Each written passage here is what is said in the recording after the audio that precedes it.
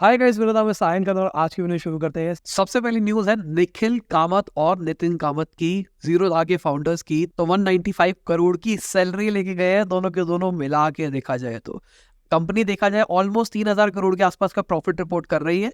तो उसके अंदर ये बहुत छोटा पोर्शन है अगर देखा जाए तो। हाँ, कई लोगों को लग रहा होगा कि भाई सैलरी कुछ ज्यादा ही हो गई है, पर यार कंपनी जितना प्रॉफिट कमा रही है क्या फर्क पड़ता है। अगली खबर अडानी टोटल गैस की है। तो गौतम अडानी का कहना है 75,000 ईवी चार्जिंग स्टेशंस लगा रहे हैं इंडिया के अंदर 2030 तक। मतलब इतने ज्यादा स्टेशंस लगाए जाएंगे। साथ में ये भी कहा जा रहा है वो 25,000 करोड़ रुपया इन्वेस्ट करेंगे उत्तराखंड के अंदर अपनी सीमेंट प्रोडक्शन को बढ़ाने के लिए। अगर हम अडानी ग्रीन की बात करके चले तो वो दुनिया का सबसे बड़ा एनर्जी पार्क बना रहे हैं जो कि स्पेस से भी दिखाई देगा, ऐसा गौतम अडानी ने बोला है। तो अभी देखा जाए सारी पॉजिटिव न्यूज़ आ रही है अडानी ग्रुप की और सब कुछ पॉजिटिव दिखाई दे रहा है अडानी ग्रुप का।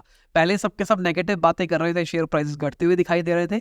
अब देखो सब कुछ पॉजिटिव दिखाई दे रहा है। मुझे ऐसा लगता है यही सेम पैटर्न हो सकता है बायजूस ग्रुप के साथ भी दिखाई दे। अभी सबके सब नेगेटिव बातें कर रहे हैं, मैंने बहुत टाइम पहले भी ये वाली बात बोली थी, सबके सब नेगेटिव बातें कर रहे हैं, सब कुछ नेगेटिव चल रहा है। अगर कोई लॉस मेकिंग बिजनेस के अंदर अपने घर गिरवी रख के पैसा डाल रहा है ना, मतलब वो अपने बिजनेस के लिए बहुत सीरियस है। तो बायजूस के फाउंडर ने जो रिसेंटली किया है ना, उससे मुझे ऐसा लगता है कि वो अपने बिजनेस को लेके बहुत ज्यादा सीरियस है और हो सकता है बिजनेस जल्दी ही बाउंस बैक करे। उसके बाद देखना हम पॉजिटिव न्यूज ही सुनेंगे बायजूस ग्रुप की, कभी ऐसा हो गया कभी ऐसा हो गया, जैसे अडानी ग्रुप के साथ भी हो रहा है। पर कहानी ये है अडानी ग्रुप भाई प्रॉफिटेबल है, हाँ ओवर वैल्यूड है, पर बायजूस लॉस के अंदर है और बड़े लॉस के अंदर है, बहुत ज्यादा डेट के अंदर भी है। अगली खबर एनपीसीआई की है। तो उन्होंने बोला है 340 मिलियन ट्रांजेक्शन होती है दिन के अंदर यूपीआई की, जल्दी ही मास्टर कार्ड को हरा देंगे, इससे आगे निकल जाएगी। और बहुत बड़ी चीज हो रही है ये, यूपीआई एक बहुत बड़ा गेम चेंजर बन गया है। और वीडियो में आगे चलने से पहले मैं आपको याद दिलाना चाहूंगा, अपने लाइक का बटन नहीं दबाया, लाइक का बटन दबा दो यार, कुछ छोड़ा ना जाता है। और अगर चैनल सब्सक्राइब नहीं किया तो सब्सक्राइब भी कर दो यार, ऐसी डेली बिजनेस न्यूज में आपके लिए लाता रहता हूँ। अगर हम ओएनडीसी की बात करके चले तो ऐसा कहा जा रहा है 2030 तक 250 से 300 बिलियन डॉलर का ई कॉमर्स जीएनवी क्रिएट करेगा ओएनडीसी। और ओएनडीसी क्यों मैं कह रहा हूं बहुत बड़ी चीज है, अभी के टाइम पे बहुत सारे लोग इसको समझ नहीं पा रहे, लोगों को लग रहा है भाई बेकार चीज है बेकार चीज है। देखो, आपके पेटीएम के ऐप के अंदर भी ओएनडीसी आ जाएगा, आपके अमेजोन के अंदर भी ओएनडीसी आ जाएगा, आपके जोमेटो के अंदर भी ओएनडीसी आ जाएगा, और हो सकता है और भी नई नई एप्स आए जो खाली ओएनडीसी के अंदर काम कर रही हो। अब ओएनडीसी होगा क्या, ये यूपीआई टाइप की चीज हो गई है जहां पर किसी एग्रीगेटर को पैसा देने की जरूरत नहीं है। आज के टाइम पे अगर आप जोमेटो पे कुछ बेचते हो तो जोमेटो ऑलमोस्ट 30% ले जाता है। बाय द वे, जो हमारा दूसरा चैनल है साहिल खन्ना, जिसका नाम पहले इंटेलेक्चुअल इंडीज हुआ करता था, उसके ऊपर भाई एक नई वीडियो आ गई है क्लाउड किचन के ऊपर। एक डिटेल्ड कोर्स है ये, मान के चलो बहुत सारे लोग सेम लेवल की क्वालिटी 20-25 हजार रुपए में बेच रहे हैं, हमने वो चीज फ्री में ऑफर करी है। 50 से 60 हजार रुपए में आप खुद का घर बैठे क्लाउड किचन बना सकते हैं। और मुझे ऐसा लगता है अगर आप ढंग से काम करोगे तो प्यार से 1 लाख रुपए महीना कमाया जा सकता है। और उसके लिए ज्यादा नॉलेज नहीं चाहिए, ज्यादा स्किल नहीं चाहिए, नॉर्मल सैंडविच बर्गर ये वाली चीजें बेच के भी अच्छा पैसा कमाया जा सकता है। तो वीडियो का लिंक दे दिया मैंने डिस्क्रिप्शन में, जाके उसको जरूर देखना। अगली खबर हमारी स्टार्टअप्स की है। 120 से ज्यादा स्टार्टअप्स ने 2022 से अभी तक 35,000 के आसपास एम्प्लॉयज को निकाल दिया है। ये नंबर बहुत बड़ा है अगर देखा जाए। अगर हम 24 एडटेक स्टार्टअप्स की बात करके चले, जिसमें से 6 यूनिकॉर्न है, टोटल 7 यूनिकॉर्न एडटेक है, उसमें से 6 यूनिकॉर्न्स ने 14,616 लोगों को निकाला है इसी पीरियड के अंदर।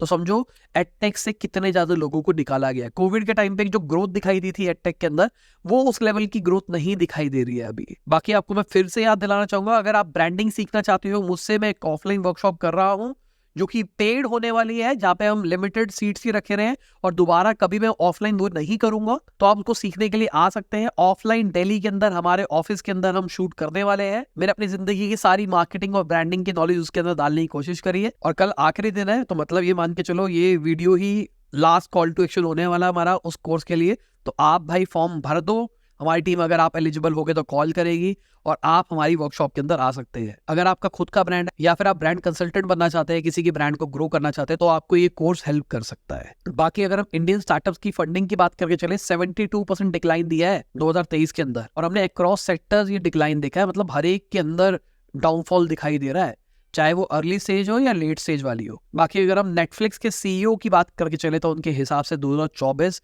इंडिया उनकी टॉप मार्केट होने वाला है। यहाँ पर उन्होंने बताया 30% ग्रोथ देखी है व्यू आवर्स के अंदर, मतलब लोग ज्यादा कंटेंट देख रहे हैं, और 25% इंक्रीज देखा है रेवेन्यू के अंदर ईयर ऑन ईयर, मतलब लोग ज्यादा सब्सक्रिप्शन ले रहे हैं नेटफ्लिक्स की। बाकी इन्होंने अभी जो नया प्राइसिंग मॉडल निकाला है वो एक अच्छी चीज है और बहुत सारे लोग उसको अफोर्ड कर पा रहे हैं।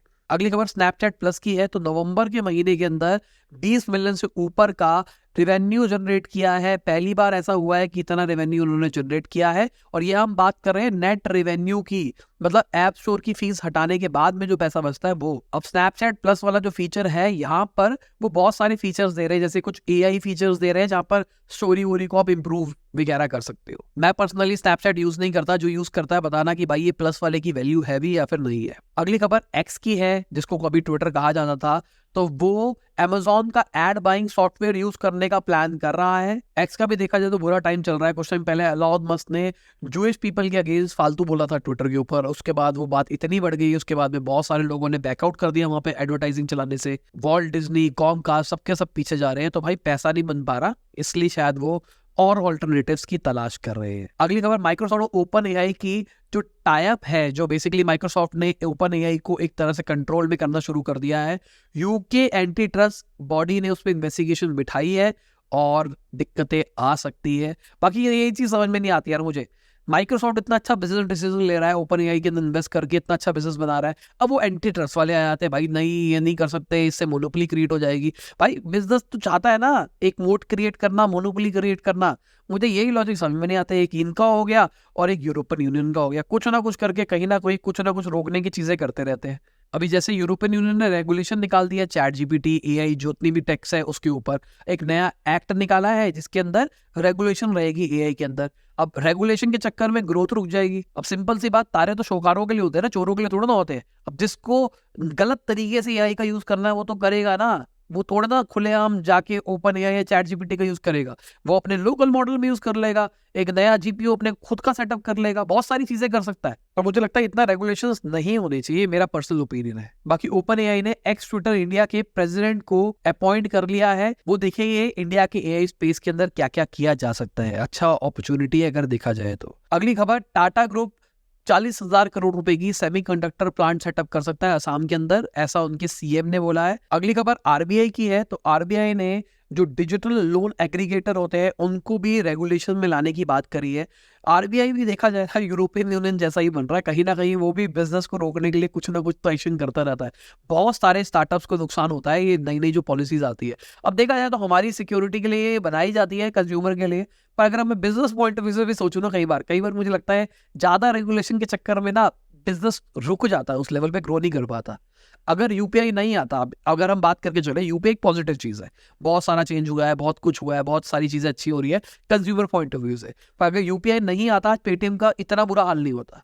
जो गवर्नमेंट ने क्रेडिट पॉलिसी वाला सीन चेंज किया, अगर वो नहीं होता तो आज के टाइम पे जो क्रेडिट वाली एप्स है, स्टार्टअप्स है जो बंद हो रही है, जिनको बहुत दिक्कत आ रही है, उनको उतनी दिक्कत नहीं आती। अगर गवर्नमेंट हाई जीएसटी नहीं लगाती गेमिंग वालों के ऊपर, तो शायद गेमिंग वालों को भी इतना बुरा हाल नहीं होता। अब देखा जाए तो कंज्यूमर पॉइंट ऑफ व्यू से ये चीजें अच्छी है, रेगुलेशन पॉइंट ऑफ व्यू से अच्छी है।